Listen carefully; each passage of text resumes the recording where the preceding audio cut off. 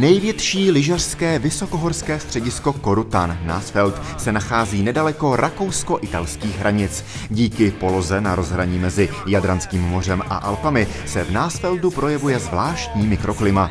To v kombinaci s jižní orientací svahů zaručuje v zimě neuvěřitelných 850 hodin slunečního svitu. Přitom sněhu je nadbytek.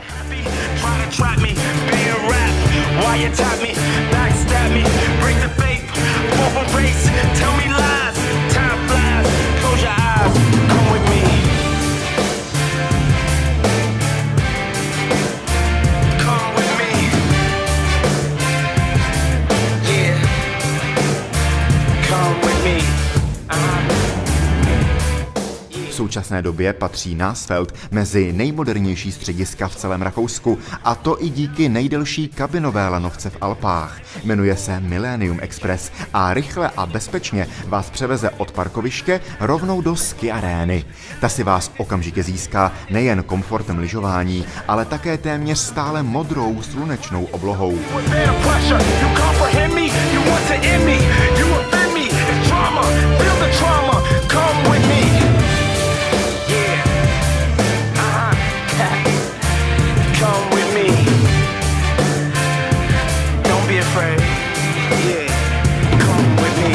K dispozici je lyžařům 29 moderních vleků a 9 uzavřených kabinkových lanovek. To vše s neuvěřitelnou přepravní kapacitou 39 000 osob za hodinu. To v praxi znamená žádné čekání. V Nassfeldu si lyžování opravdu užijete.